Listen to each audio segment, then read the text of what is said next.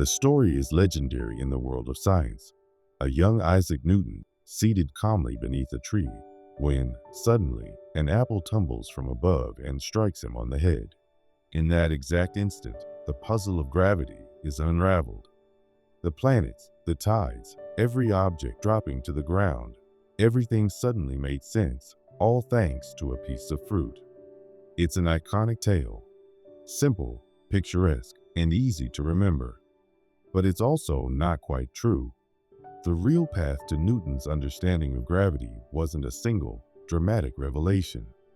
It was something far more astonishing, a prolonged, meticulous, and deeply thoughtful process. Newton's groundbreaking work didn't stem from a sudden epiphany caused by a rogue apple. Instead, it was the product of countless hours of solitary contemplation, an unmatched command of mathematics, and careful observation, all layered upon the insights of the scientific minds who preceded him. Sure, the apple might have played a part, but not in the way popular lore implies. In 1665, when Newton was just 22 years old, the devastating plague swept across England. Like many others, he fled the University of Cambridge and retreated to his childhood home in the quiet village of Woolsthorpe, seeking safety from the deadly outbreak. This wasn't a mere vacation. Cambridge was entirely shut down. For nearly 2 years, Newton lived in isolation. But instead of idling away the days, he experienced what would later be called his annus mirabilis, his miraculous year. Not defined by a single moment of clarity, but by an explosion of intellectual activity. During this remarkable period, Newton began laying the foundations for calculus, dove into studies on optics and the nature of light, and started constructing what would eventually become the laws of motion and the universal theory of gravitation. So what then about the apple? As Newton recalled many years later, he did, in fact, witness an apple fall from a tree.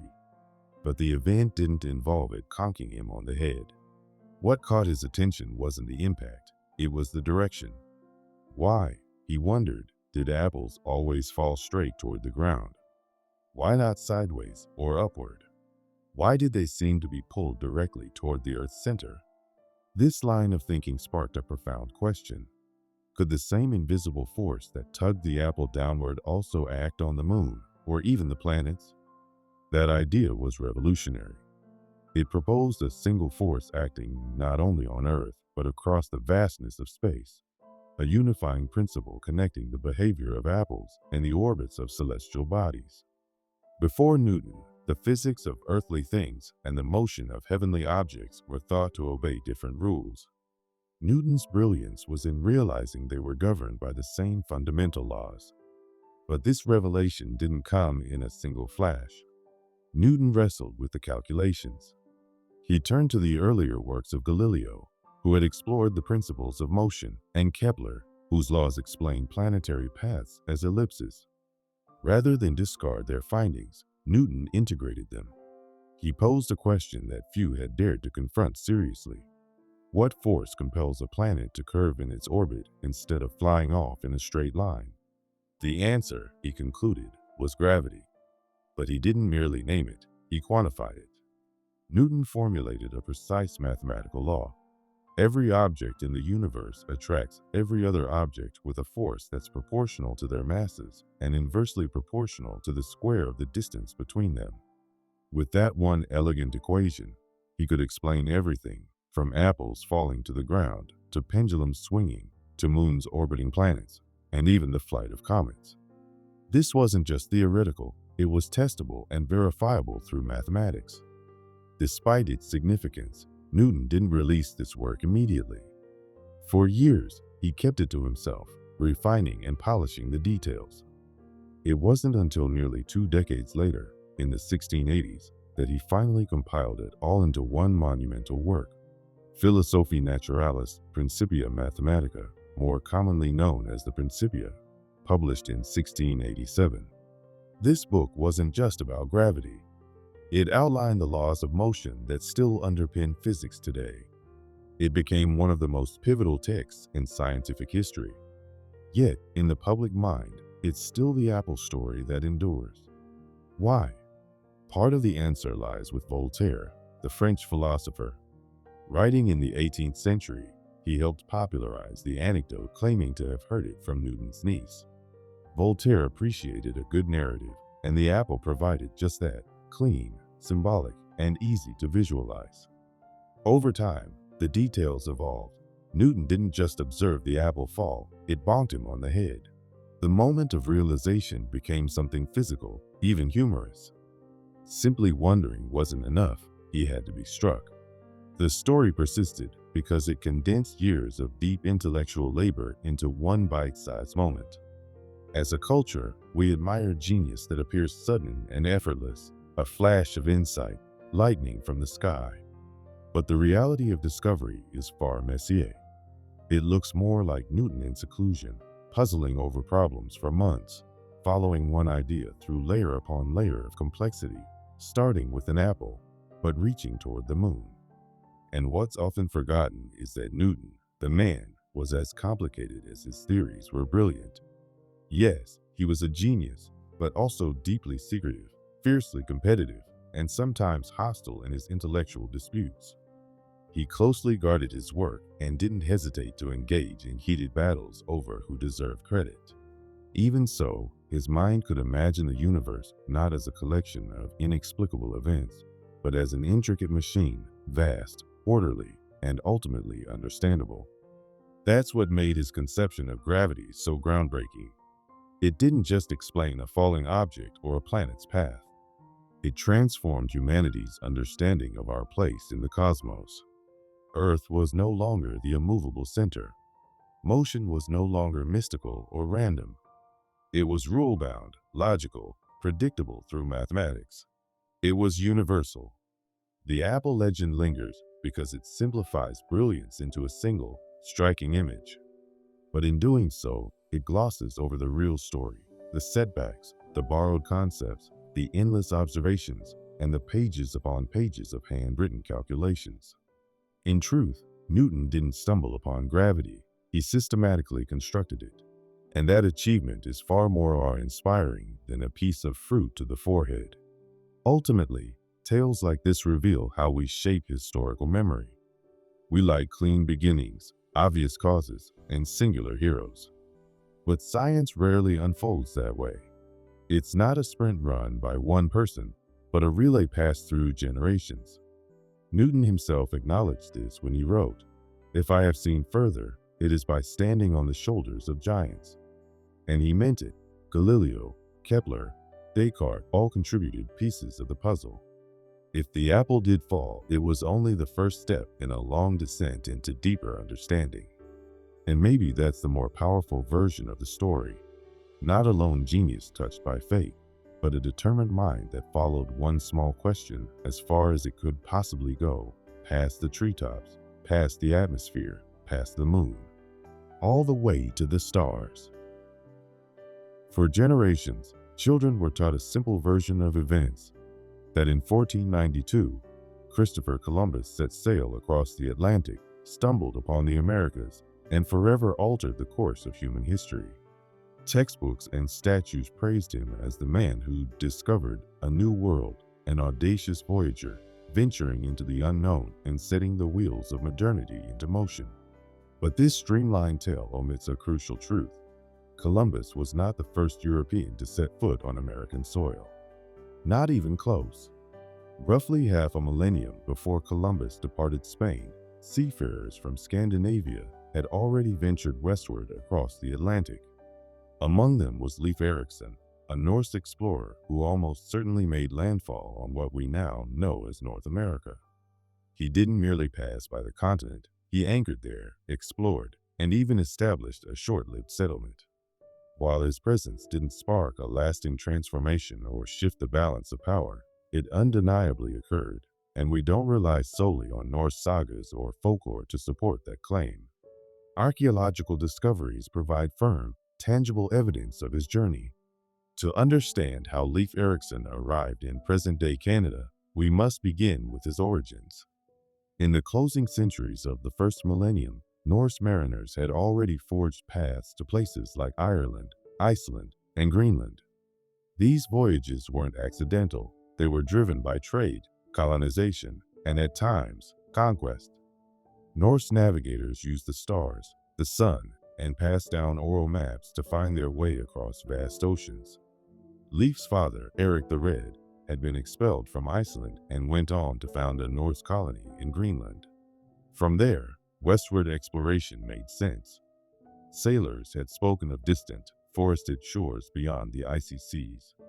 Around the year 1000, Leif set sail with a crew to investigate these rumors and found what he called Vinland, likely named for the wild grapes or abundant natural bounty they encountered.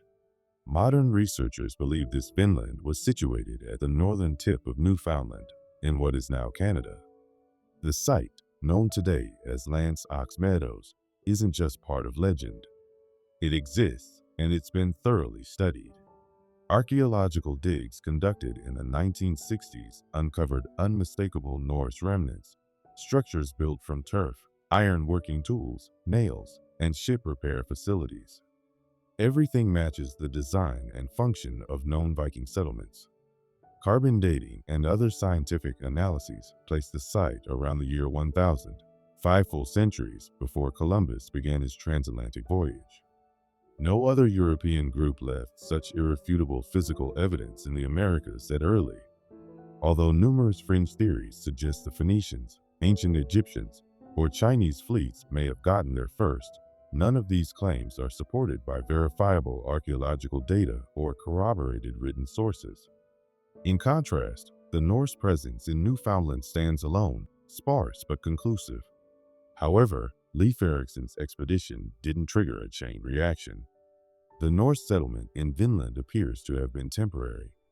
They may have lived there for a season or a few years, but the effort never blossomed into a permanent colony. There was no significant migration, no widespread cultural transformation, and no lasting impact on the continent. Several factors likely contributed to this: the sheer distance from their homeland, supply chain limitations, possible clashes with local indigenous peoples, and the modest scale of their venture. Even Greenland, already a harsh and distant outpost, was isolated. Vinland was simply one step too far to sustain. This helps explain why Columbus's arrival centuries later became the defining story. By 1492, Europe was a different place. Powerful kingdoms were growing stronger, exploration was accelerating, and the appetite for territorial expansion was intensifying. Ships had become sturdier, more navigable, and better equipped for long voyages. The desire for empire was rising, and Columbus's arrival came at a moment ripe for exploitation and global change. It's worth noting that Columbus never actually reached what is now the mainland United States. His landings took place in the Caribbean, in islands like Hispaniola and Cuba. But his expeditions opened the door for an era of sweeping contact, conflict, and colonization. Spain, followed by Portugal, England, and France, launched wave after wave of exploration. Trade, migration, war, and disease followed. The post-Columbus world would never be the same. Leif Erikson reached the Americas, but it was Columbus whose voyages connected them, through dramatic, violent, and world-altering means, to the European powers. So why does Columbus continue to dominate the popular narrative? Part of the answer lies in who controlled the telling of history. Spain had a vested interest in promoting Columbus as the usher of a new age. Later, in the United States, Columbus became a convenient national icon, a symbol of bravery, adventure, and Western progress. Italian-American communities seeking representation and pride also embraced him. A federal holiday was established in his honor. Statues were built. And once a version of history becomes institutionalized, it becomes difficult to unseat. Leif Erikson, by contrast, lived mostly in legend for centuries. His story was preserved in the Icelandic sagas, long lyrical texts that blended myth and memory. These stories weren't widely circulated beyond Scandinavia until much later. It wasn't until the 1800s and 1900s that scholars began seriously considering the idea of Norse exploration in North America. Even then, The concept was often treated as an oddity, a side note to the real history of discovery. But that's changing. Today, the scholarly consensus is clear. Leif Erikson was the first documented European to set foot in North America, not as a figure of myth, but as a man whose journey is backed by solid evidence. His voyage didn't alter the world, but it happened, and that matters. There's a meaningful difference between arriving and transforming. To discover a place is not the same as to colonize it. To step ashore is not the same as to reshape its destiny. Erikson visited and departed. Columbus came with the authority of empire and changed everything. Recognizing that Columbus wasn't first doesn't diminish his impact. It simply puts it in perspective. It shows that history is made not of single moments, but of countless interwoven threads. Some followed, others abandoned. It reminds us that contact between cultures didn't begin with a single ship or a ceremonial flag planting. And it forces us to reconsider what we mean when we say discovery. The Americas were never unoccupied. Indigenous peoples had lived across these continents for tens of thousands of years. They had developed civilizations, trade systems, legal codes, languages, and spiritual traditions. To discover an inhabited land is to impose a certain viewpoint, one that erases what was already known, already built, already sacred. Correcting the Columbus myth doesn't erase him from history, it places him in proper context. His voyages were pivotal, but they weren't the beginning. They were one chapter in a much longer story. And by remembering Leif Erikson, we don't just adjust a timeline, we change how we view the past. We see that discovery can be quiet, that exploration doesn't always lead to conquest, and that not all history begins with flags and fanfare. Sometimes it begins with a quiet landing, a flickering fire on a windy shore, and a brief human presence that proved a world beyond the sea was within reach. It's a grim notion, isn't it? The belief that throughout the bulk of human history, barely anyone made it past their 20s. That in early civilizations, life was so brutal and short that hitting your 30s was a rare feat. This idea gets passed around frequently, on TV, in conversations, in educational settings. People in ancient times died by 30. Full stop. But that statement, while grounded in data, doesn't tell the whole story. In fact, it's a partial truth cloaked in a number that needs serious examination. Let's begin with that infamous figure. Life expectancy in ancient Rome is often quoted as hovering around 30 years.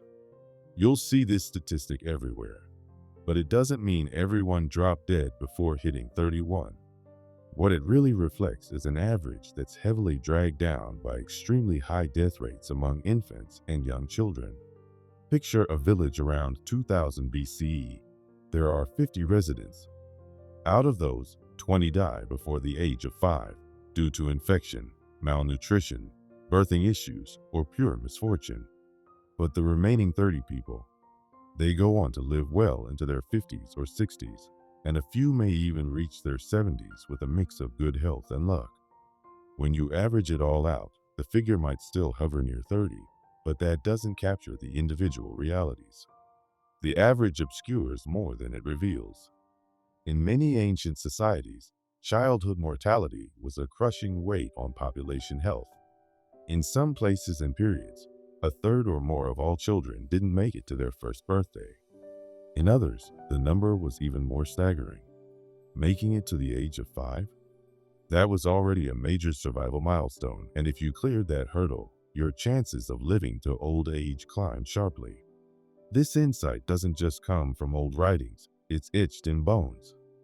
Archaeology paints a much clearer picture than most ancient texts ever could. Roman burial grounds, Egyptian tombs, Grecian urns, even early human graves, all of them contain a range of ages. Yes, many of the skeletons are those of very young children, reminding us of how fragile life was. But many remains are clearly adults, showing signs of long use. Worn joints, healed breaks, rotted teeth, arthritis. These were people who didn't just survive, they endured. Consider Egypt. Mummified royalty like Ramses II, who lived close to 90, tend to skew public perception. Pharaohs had advantages, better diets, less physical danger, and some of the earliest medical care. But even ordinary workers, those who labored on royal projects like the tombs in the Valley of the Kings, frequently show skeletal evidence of decades-long labor, repetitive stress injuries, chronic bone strain. That doesn't come from people dying before 30. Ancient Greece and Rome tell similar tales. In Athens, men well into their 40s and 50s served as officials, philosophers, and generals. In Rome, senators often lived into their 60s. Cato the Elder wrote a detailed guide to farming while in his 80s.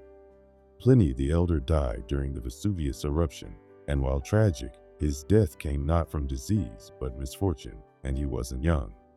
Yes, the wealthy documented their lives more thoroughly, but they weren't invincible. They lacked modern medicine.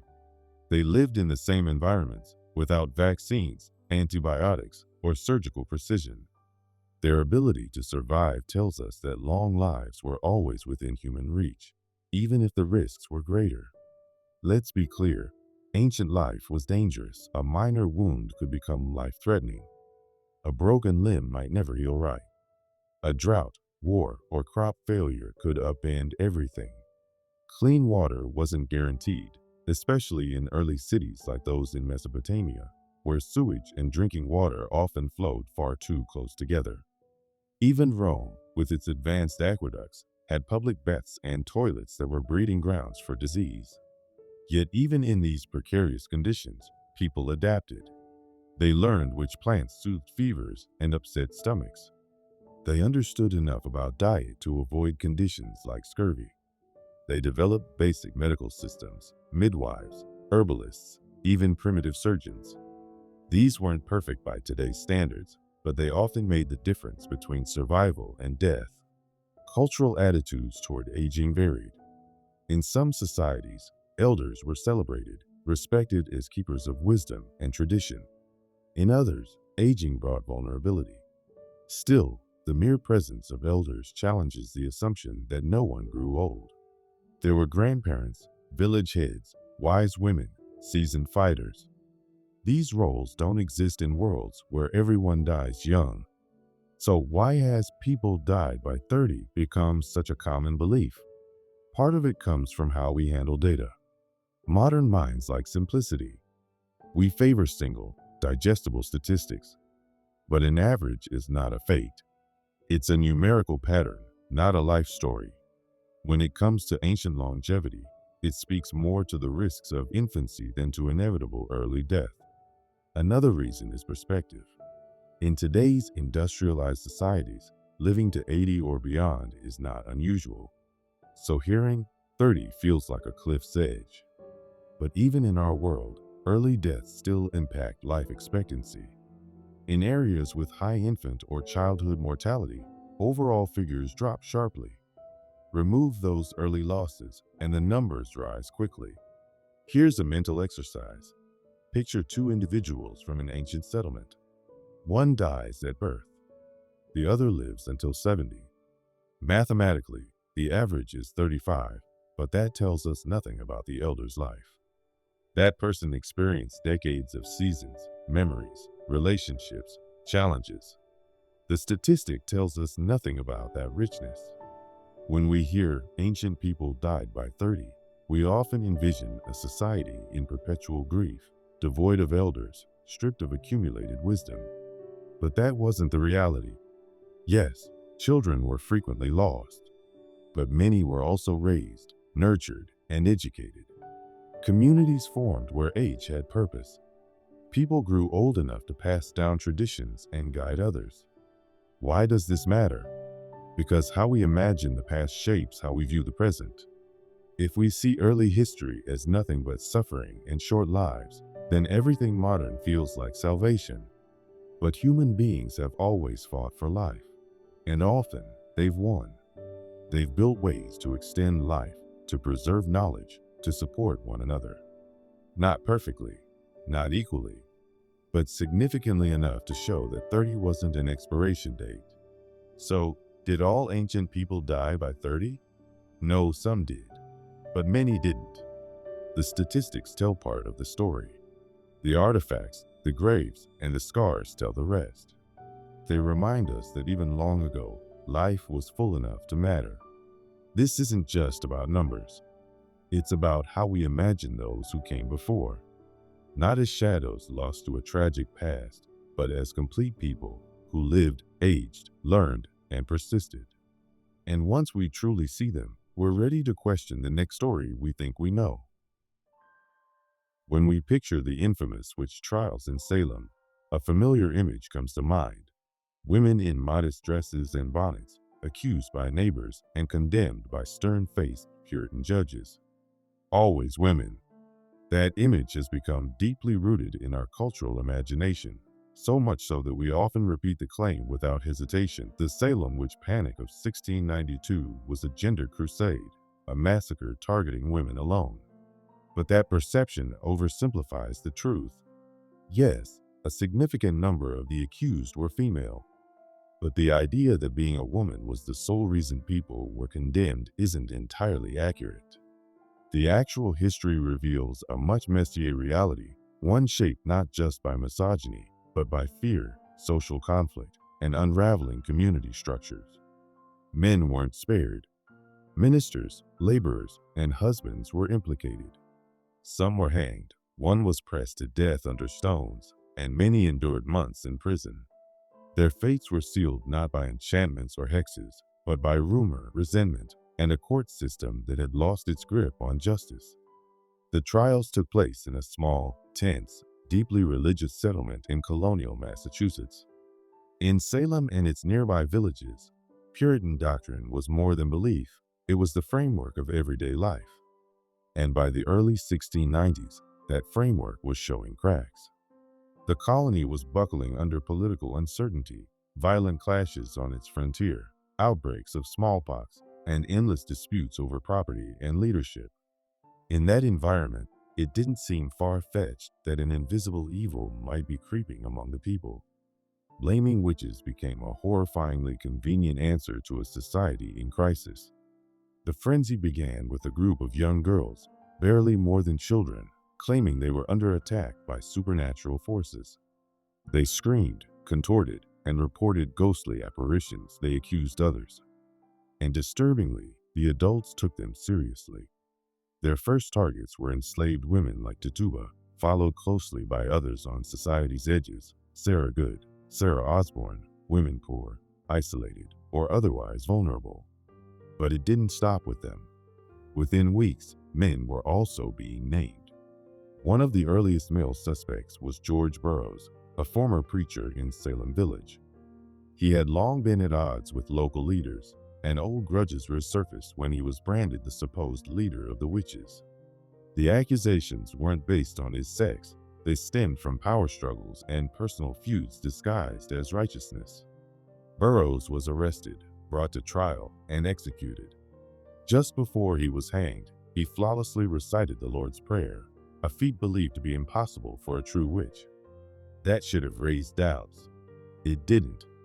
John Proctor, another man ensnared by the hysteria, was a tavern owner known for his blunt nature and disbelief in the legitimacy of the trials.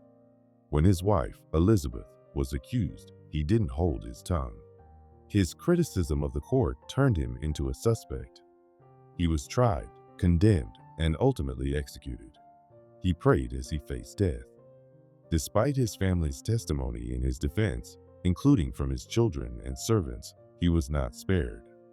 Then there was Giles Corey, a man with a complicated past, accused of theft and implicated in the fatal beating of a farmhand years before. By 1692, he was in his 70s, owned land, and valued his independence. When his wife Martha came under suspicion, he supported her. Soon, accusations turned toward him. But when brought before the court, Corey refused to enter a plea of guilty or not guilty. Under English law, without a plea, a trial couldn't proceed. The authorities resorted to a brutal measure: pressing. They laid him flat, placed a board on his chest, and gradually piled heavy stones upon him. The goal was to break his silence. he never relented. Some say his final words were, "More weight." Whether that line is apocryphal or not, what is true is that he died beneath the weight, both literal and symbolic, of an unjust system. Not because he was a woman, but because he stood his ground. Altogether, 5 men were executed during the Salem witch trials, alongside 14 women. Dozens more were locked away, some for extended periods, and a few perished in prison. The court documents and jail records reflect an assortment of prisoners, male and female, spanning all ages, from the very young to the very old. The frenzy did not limit itself to women. It targeted anyone perceived as troublesome, different, or simply unlucky. So, why does the popular version of events center so firmly on women? Part of the answer lies in the centuries-old symbolism of the witch.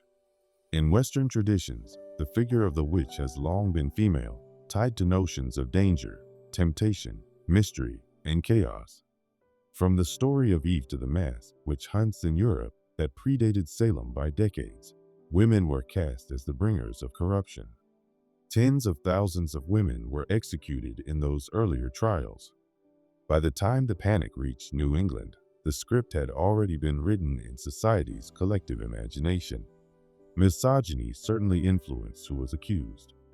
Many of the women targeted were widows, poor, outspoken, or otherwise outside the rigid expectations of womanhood in a male-dominated society. They were easy marks, seen as threatening simply for existing outside the mold. But gender wasn't the only force at work. The chaos in Salem was also fueled by clashing families, long-standing feuds, power struggles, and competing religious ideologies.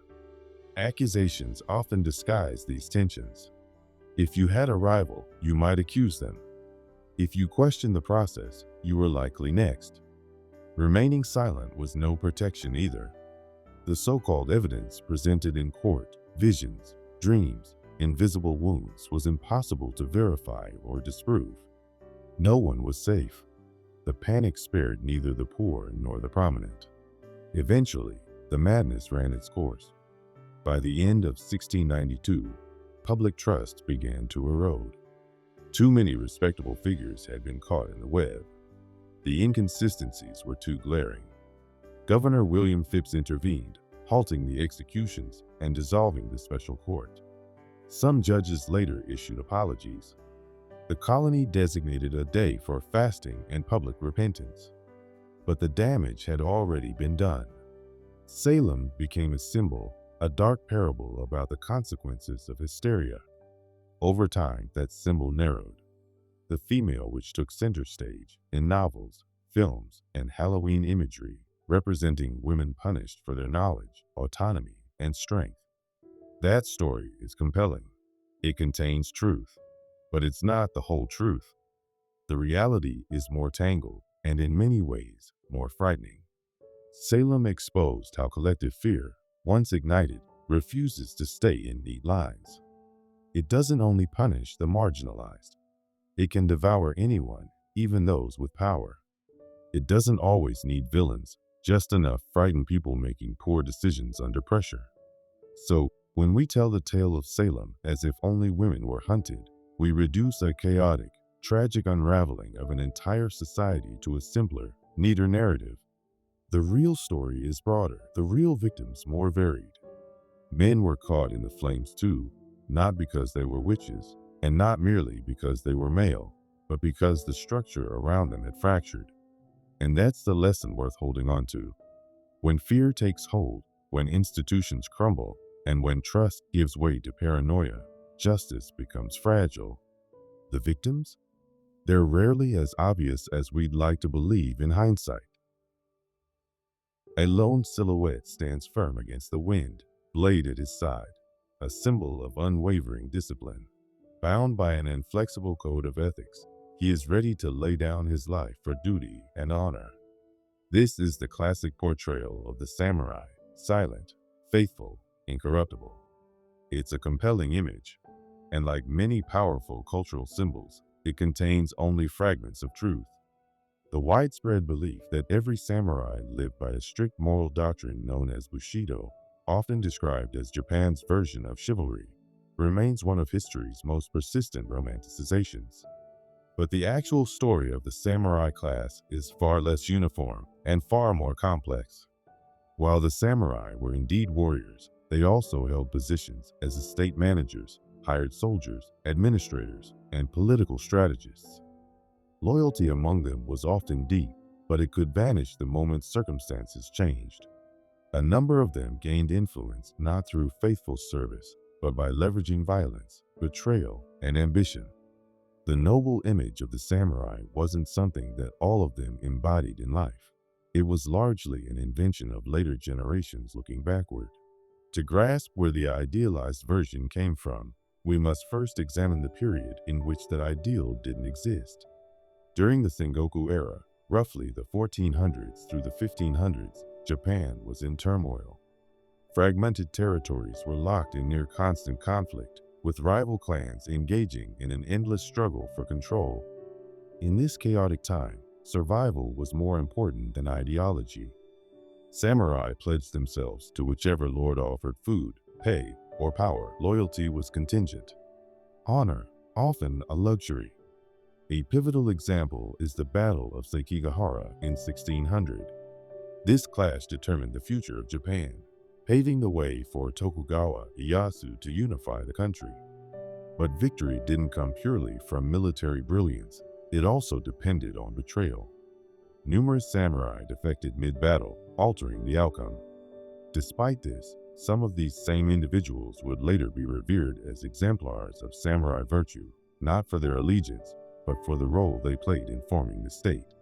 Even the most revered warlords of the era reveal the gap between legend and reality.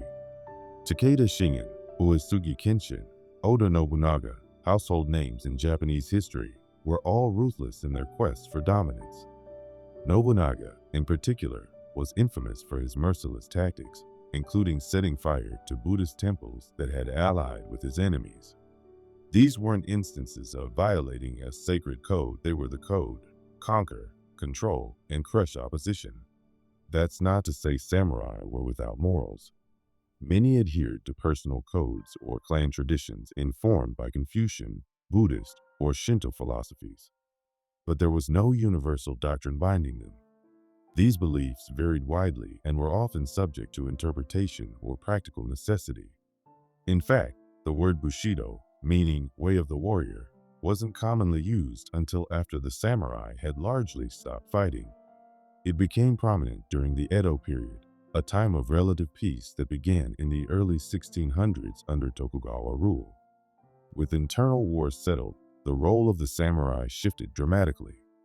No longer soldiers, they became civil servants, bureaucrats, tax enforcers, instructors, ceremonial guards. Their swords remained, but more as emblems than weapons.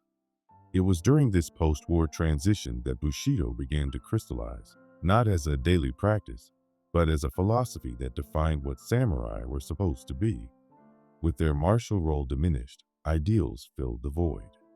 Thinkers like Yamaga Soko and, later, Inazo Naito constructed a moral framework that fused Confucian ethics, Buddhist non-attachment, and Shinto fidelity into an imagined warrior ethos. Nidabi's Bushido, The Soul of Japan, written in English in 1899, became instrumental in exporting this curated samurai identity to the West. But it was a carefully edited version of history, one that skipped over centuries of pragmatism, opportunism, and betrayal to highlight spiritual discipline and ethical clarity. By the time Bushido had become widely accepted as a symbol of Japanese character, the samurai as a class were nearly extinct. The Meiji Restoration of the late 1800s dissolved their special status. Japan was rapidly industrializing, modernizing, and expanding its global reach. But rather than abandon the samurai image, the government reimagined it. The samurai archetype was repurposed as a model citizen, disciplined, obedient, and selfless. Soldiers, students, and workers were urged to emulate this ideal. This rebranding stuck. In the 20th century, textbooks, cinema, and government propaganda reinforced this noble warrior myth. During World War II, the Bushido ethic was invoked to support unconditional loyalty to the emperor. even encouraging kamikaze missions as the ultimate expression of duty. After the war, Western pop culture picked up the narrative. Hollywood transformed samurai into icons, quiet, stoic, always bound by honor. The myth had transcended borders, but the real history was never so neat. In reality, some samurai exploited the peasants under their control, imposed harsh taxes, or violently put down revolts. Others betrayed their masters, conspired for power, or simply sought comfort far from battle. Many led relatively mundane lives, detached from warfare altogether. The notion of a universally loyal and noble warrior class does not reflect the broad range of experiences and behaviors within that society. Even in the Edo period, when Bushido was said to flourish, there was no standard of conduct universally followed. Some samurai were deeply spiritual, principled, and dutiful. Others were selfish, indifferent, or immoral. Some took to poetry, literature, and philosophy. Others squandered their days gambling or getting drunk. There was no supreme council enforcing honor. Samurai were people, shaped by their surroundings, needs, and personal goals. Still, the legend survives, partly because it fulfills a need. It offers a symbol of strength and integrity in a complicated world. And there's something to be admired in that. But we must not confuse simplicity with truth. Not all samurai were paragons of virtue. Many were strategic, cruel, or merely trying to navigate their times as best they could. Bushido wasn't an eternal commandment carved into history. It was a cultural construction, an idea that evolved, hardened, and was eventually retold loudly enough to overshadow the contradictions. To look at history with honesty, we must be willing to pull apart the story from the facts, not to diminish the past, but to see it clearly. Because the tales we inherit about courage, loyalty, and identity aren't just about what came before, they shape how we see ourselves today. And often, the truth carries more weight than the myth ever could. The Titanic met its end after colliding with an iceberg, the version most have heard.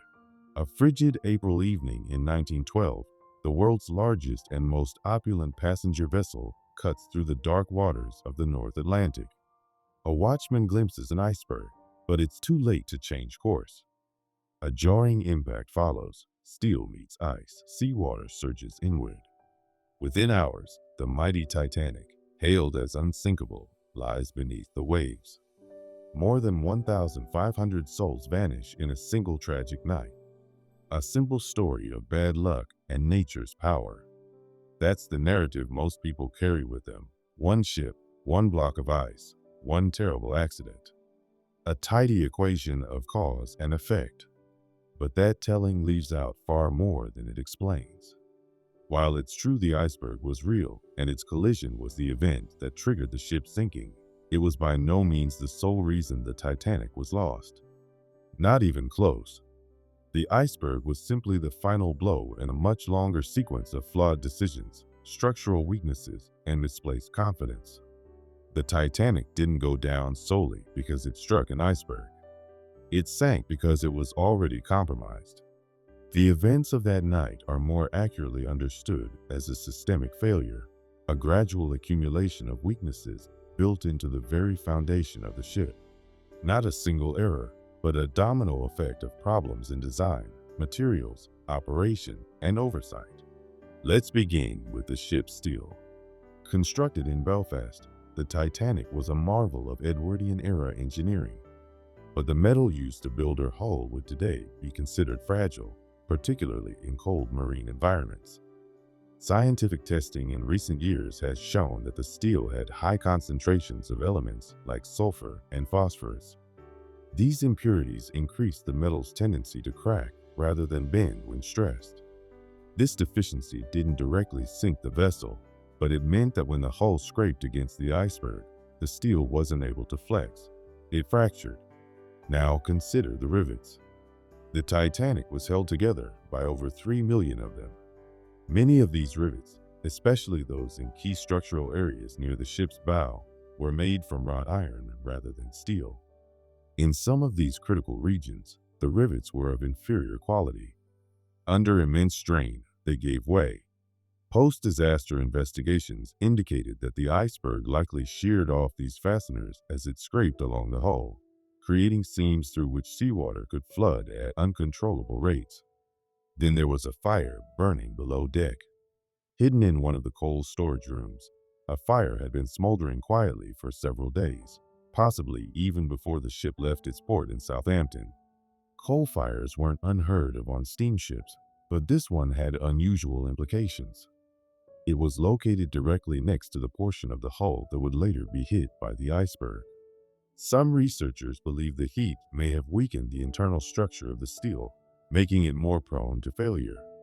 The fire didn't cause the collision, but it might have magnified its consequences. Add to this the ship's much admired, but ultimately flawed, design. Titanic's lower decks were sectioned into 16 watertight compartments.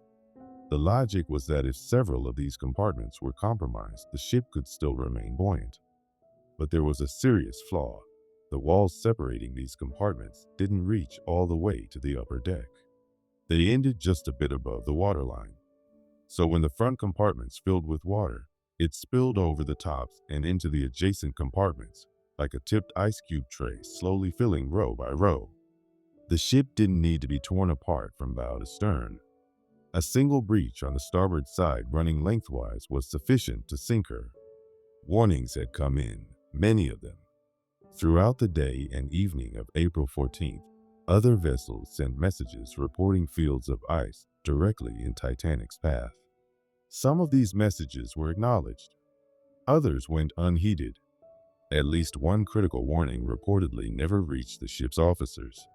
The reason? The radio operators were overwhelmed, tasked with handling a backlog of personal telegrams for passengers. In the crush of communication, safety messages were sidelined. They were busy relaying social correspondence, not navigational hazards. Speed was another key factor. Despite receiving ice warnings, Titanic maintained a fast cruising speed. This wasn't considered wildly irresponsible for the time. Many steamships continued at high velocity, even in icy waters. But it was still a gamble, and in this case, a fatal one. The prevailing belief was that the Titanic was so sturdily built that she could handle nearly anything in her way. That confidence proved dangerously misplaced. And then there were the lifeboats. The Titanic carried only 20 lifeboats, enough to accommodate about half of the people aboard. This wasn't a violation of law. Regulations at the time were based on ship tonnage, not passenger capacity. The assumption was that lifeboats would be used to ferry passengers from the stricken ship to rescue vessels, not to keep them alive for hours alone at sea. That assumption would cost lives. The Carpathia, the vessel that did eventually arrive to save the survivors, was hours away. And to make matters worse, many of the lifeboats that were launched left partially empty. Confusion, panic, and disbelief that the ship was truly in danger delayed evacuation efforts. Passengers from first class were given priority access. Crew members, unsure of how much weight the boats could safely carry, hesitated. Some feared the boats would collapse under full loads. In the end, hundreds perished, not just from a lack of lifeboats, but because the ones available were not fully utilized. When you add it all up, the iceberg begins to look less like the central villain and more like the final act of a long, unraveling tragedy. Long before it hit the ice, the Titanic was already a ship with flaws. Its materials were susceptible to breaking. Its structural design had critical limitations. The crew had insufficient training for a large-scale disaster. The people in charge underestimated the dangers in pursuit of prestige. It was overloaded with more passengers than it could possibly save, and it steamed ahead with the assumption that its reputation for strength would be enough. So why does the iceberg take all the blame? Because icebergs are convenient. They're visible, tangible, external, easy to identify and point at a natural phenomenon, not a human mistake. But this wasn't just a story about nature's wrath. This was a human-made catastrophe. Every step that led to the Titanic's sinking was shaped by people, by the choices they made, the systems they designed, and the risks they ignored. Still, the myth persists. The ship hit an iceberg, and that's all there is to say. We cling to that version because it feels satisfying. It's clean, direct, simpler to digest than the messy truth of technical oversights, management failures, and compounded risk. A single cause is easier to mourn. A chain of bad calls is harder to accept, especially when those calls stem from human pride. The Titanic was a creation of its time, an era bursting with faith in technology. It symbolized modernity, elegance, and dominion over nature. Its label as unsinkable now feels tragically ironic. That bitter twist only deepens the story's emotional pull. Yet the Titanic's true lesson lies not in fate or misfortune. It lies in systems thinking, in recognizing how disasters form, not through one fatal misstep, but through a slow accumulation of vulnerabilities. Every minor oversight, every underestimated risk can quietly stack up until the entire structure fails. That's why the Titanic remains relevant, not only as a maritime tragedy, but as a powerful case study in how large, complex failures unfold. Catastrophes rarely come from a single point of failure. They are built from layers, some hidden, some obvious, and when they finally give way, it's often all at once. Not from one dramatic mistake, but from many smaller ones that fail to account for the bigger picture. Yes, the iceberg initiated the final crisis, but the Titanic was already on the verge of collapse. Understanding that doesn't make the story any less tragic, it makes it more profound. It reminds us that behind every sudden disaster often lies a quiet, gradual slide toward weakness. That avoiding catastrophe means grasping how the entire system functions, not just what failed at the very end. And that genuine insight demands we look past the most convenient explanation to see what was truly at work beneath the surface. The tale is compelling, almost too perfect. In 1665, London was consumed by the Great Plague. Corpses piled high, doors were marked with red crosses, and the creaking wheels of death carts echoed through the cramped alleys. Then, as if by divine design, the following year, 1666, a fire erupts in a small bakery on Pudding Lane. For 4 relentless days, flames tear through the heart of the medieval city.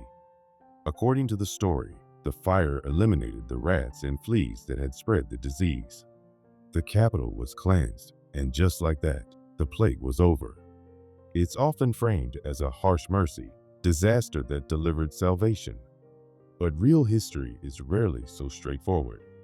In fact, the Great Fire didn't bring an end to the plague.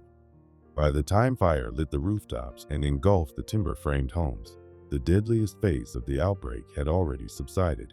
The idea that flames purged the city of disease may be satisfying and symbolic, but it doesn't hold up when examined closely. To understand how this narrative took hold and what truly happened, we have to step into the London of the 1660s. It was a city caught between two worlds, a dense, chaotic sprawl of medieval alleyways tangled among budding institutions of a more modern age. Numbered addresses were uncommon, organized sewage systems didn't exist, and the buildings themselves leaned over cobbled paths, packed together dangerously tight. Wood, tar, and straw made fires not just likely, but inevitable.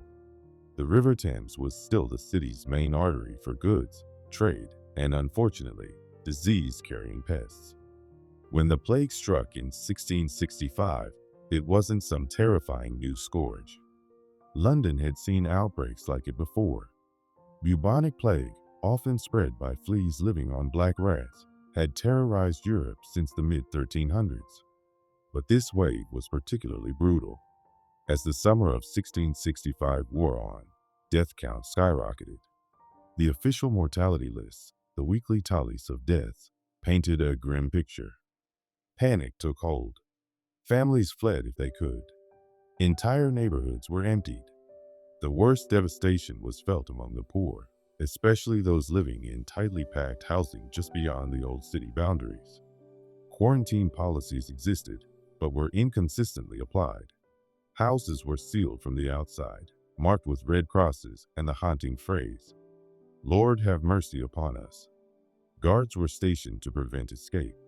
Those inside either survived or didn't. Yet, even while the fear spread, the plague was already tapering off. Like many historical outbreaks, it followed a seasonal cycle. Fleas became more active in warm weather, meaning infection rates rose during the summer. But by winter 1665, death rates were already falling. By early 1666, the crisis had largely passed, not thanks to human intervention or divine grace, but because the bacteria couldn't persist in the cold, and too many potential hosts had already died. The disease was retreating on its own. Then came September. A fire sparked in a bakery and quickly spiraled into a roaring inferno. It swept through the financial and political heart of London, places like Cheapside, Lombard Street, and the Royal Exchange. Even St. Paul's Cathedral, still under construction, collapsed under the heat. By the time the flames were extinguished, over 13,000 buildings had been destroyed. But notably, the fire never reached the outer districts where the plague had been most deadly, neighborhoods like Stepney or Clerkenwell, where poverty and overcrowding made the disease rampant. Instead, the fire ravaged the city's old commercial core, the wealthy, central areas. The regions most scarred by the plague were left untouched by the flames. So why do we continue to hear that the fire extinguished the plague?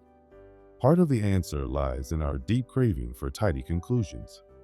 The plague was not just a public health crisis, it shook the foundations of society. Commerce halted, communities fractured, and faith was tested. So when a fire came shortly after, something dramatic, visible, and destructive, it was tempting to view it as a purging force, a final blow that wiped away the last traces of horror. It helped people make emotional sense of the trauma. More than that, fire provided something you could see. Disease is elusive, invisible, stealthy. But fire? Fire is vivid. You can picture it, devouring buildings, charring vermin, cleansing filth. The image is powerful, even if it's historically inaccurate.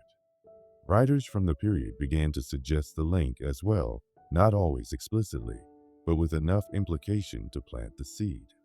Over time, the association between the plague and the fire became cemented.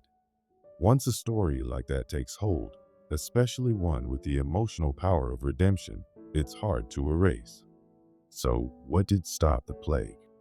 There's no single, satisfying answer. The efforts to contain the disease, though erratic, weren't entirely futile. Ships were sometimes kept at bay. People were occasionally isolated. Authorities, at times desperate, tried to limit the spread. The wealthy, who could afford it, escaped to country homes, pulling potential carriers out of the city and slowing transmission. Even those iconic plague doctors, dressed in beak masks that now seem theatrical, were part of an evolving public health response. Some districts banned public gatherings, shut down alehouses and theaters. These moves, inconsistent as they were, still had some effect. And then there's nature. Diseases like the plague often die out naturally. When they kill quickly and spread fast, they burn through susceptible populations rapidly. The bacterium doesn't thrive in sparse communities. The brutal winter of 1665 into 1666 likely froze more than just water pipes. It may have done more to halt the outbreak than any man-made intervention. Sanitation, or the lack of it, also played a role. London in the 17th century was filthy by today's standards, but that filth was unevenly distributed. The poorest zones were overrun with open cesspits and overcrowded dwellings. Yet these same zones weren't touched by the fire. After the blaze, rebuilding took years. While some of the new buildings were made of more fire-resistant materials like brick and stone, there was no sweeping urban renewal. Sewage still flowed in the streets, the rats and fleas didn't vanish. What did shift over time was immunity. People who had survived the plague often developed resistance to future infections. Combined with more refined quarantine strategies and the natural rhythms of the disease itself, the conditions that had once enabled widespread contagion simply didn't return in the same way. Modern scholars, drawing on parish records, death logs, and archaeological findings, have pieced together a much clearer understanding. They've mapped out where the plague hit hardest and where the fire actually spread. Those areas rarely overlap. They've also studied the bacterial strains involved, Yersinia pestis, and even re-examined the role of rats. Interestingly, newer evidence suggests that rats may not have been the main culprits in all outbreaks. Human fleas and lice might have been even more dangerous vectors. So that idea that the fire cleansed the city by burning away vermin, it's neat. It's emotionally satisfying, but it misses the far more tangled and nuanced truth. And that truth tells us something larger about the stories we tell to deal with catastrophe. We want suffering to have a purpose. We want horror to lead to healing. We want destruction to be followed by renewal. And sometimes it is. But other times, crises just overlap. A plague runs its course. A fire erupts. And our minds reach for connections that aren't truly there. In reality, the Great Fire did not bring an end to the plague. The epidemic faded on its own timeline. The fire destroyed much, yes, but it didn't eradicate the disease. Still, the myth survives because it gives us a comforting ending. It packages tragedy into something with resolution. But when we pull back the wrapping, what remains is something more complex and more deeply human. History doesn't need to rhyme to be meaningful. Sometimes understanding what really happened and why we keep telling ourselves otherwise is the most powerful truth of all. When people think of physics, it's easy to picture Albert Einstein as its wise patriarch, his untamed hair, chalk-dusted blackboards, and the serene look of someone contemplating the nature of existence. We instantly connect him to relativity, naturally. But many also associate him with quantum theory, believing he helped invent it or was one of its early advocates. After all, didn't he earn a Nobel Prize for discoveries that laid its foundation? Weren't his contributions critical to its rise? Yes, Einstein's early work undeniably propelled quantum theory into motion. Yet, there's more to the story. While he was instrumental in its beginnings, he grew increasingly uncomfortable with where the theory went. In fact, Einstein spent much of his later years disputing its core tenets, not because he was resistant to change or failed to understand it, but because he couldn't accept a worldview where randomness, not order, governed the universe at its most fundamental level. Einstein may have sparked the fire, but he didn't appreciate the blaze that followed. It all began in 1905, when Einstein, at just 26, published several papers that would forever transform our understanding of physics. One of these papers, less sensational than others at the time, examined a phenomenon known as the photoelectric effect. He demonstrated that when certain metals are struck by light, they can emit electrons. What surprised many was that the energy of these ejected electrons wasn't tied to how bright the light was, as conventional theories predicted, but to its frequency, or what we might call its color. To make sense of this, Einstein proposed a bold idea. Light could behave not just like a continuous wave, but also as individual packets of energy, later termed photons. This marked a revolutionary step forward. By suggesting that energy is quantized, that it comes in discrete amounts rather than smooth flows, Einstein laid a cornerstone of quantum theory. For this contribution, he was awarded the Nobel Prize in 1921. But this milestone was only the beginning. As quantum mechanics matured during the 1920s, a new generation of physicists, among them Niels Bohr, Werner Heisenberg, and Erwin Schrödinger, built an intricate and powerful framework for understanding the microscopic world. It worked with astonishing accuracy, yet carried deeply unsettling implications. Heisenberg's uncertainty principle declared that it was impossible to simultaneously pinpoint both the position and momentum of a particle with perfect precision. Bohr's Copenhagen interpretation suggested that physical properties didn't even exist in a definite state until someone measured them, and even then, outcomes were a matter of statistical likelihood, not certainty. This probabilistic view of nature clashed with Einstein's deepest philosophical instincts. He envisioned a cosmos governed by laws, clear, knowable, and deterministic. He famously quipped, "God does not play dice with the universe," expressing his rejection of randomness as the bedrock of reality. He had no issue with uncertainty in practical situations. His concern was that it might be written into the universe itself. Einstein made his concerns known, both in private correspondence and during public academic debates. His chief intellectual adversary was Niels Bohr. The two engaged in frequent and intense philosophical duels at conferences, especially during the Solvay conferences of the 1920s and 1930s. Einstein would present cleverly crafted thought experiments to highlight what he saw as flaws or inconsistencies in quantum mechanics. Bohr, often flanked by Heisenberg, would respond with equally rigorous arguments, philosophical insights, or occasionally thoughtful silence. One of Einstein's most enduring criticisms emerged in 1935, when he joined Boris Podolsky and Nathan Rosen in crafting what came to be known as the EPR paradox. This thought experiment described a scenario where two particles, once interacting, could maintain a connection even after being separated by vast distances.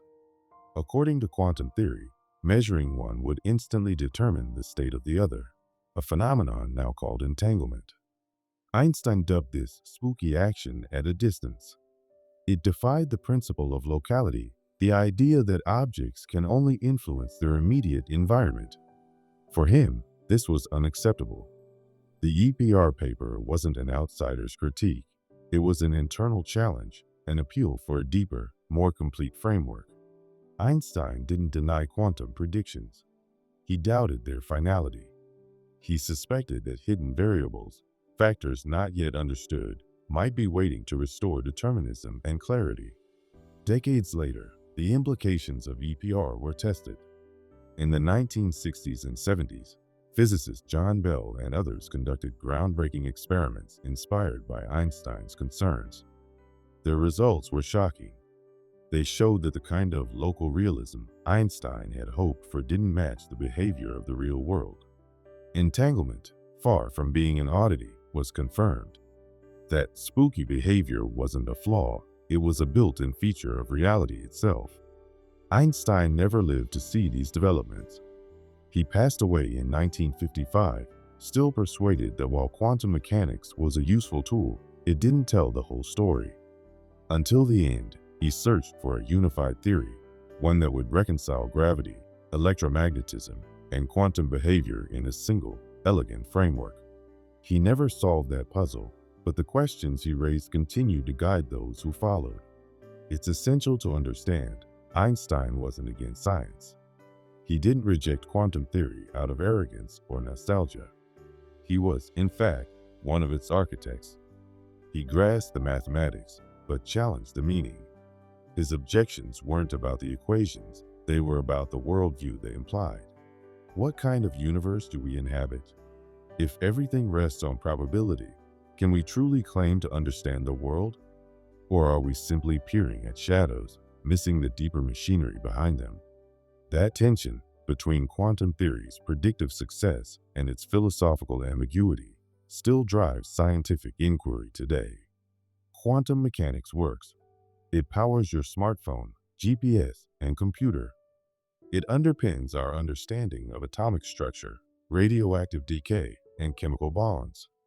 But what it means is still debated, and that conversation traces back to Einstein's refusal to accept easy answers. So the narrative that Einstein wholeheartedly embraced quantum physics is misleading. Yes, he helped lay its foundation, but he also remained its most thoughtful critic. He sought order over uncertainty, clarity over ambiguity.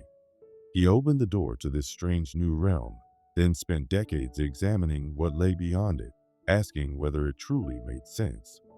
And perhaps that's his most lasting contribution, not just the breakthroughs, but the rigorous doubts that refine them. Science advances not only through discoveries, but through unrelenting skepticism. Through those who ask again and again, have we reached the end, or is there still a deeper layer? Einstein didn't walk away from quantum physics. He asked it to dig deeper. He didn't dismiss its findings. he challenged them to stand on firmer ground. In doing so, he didn't weaken the field. He made it stronger. Sometimes, shaping a field's destiny isn't about fully embracing an idea. It's about testing its boundaries.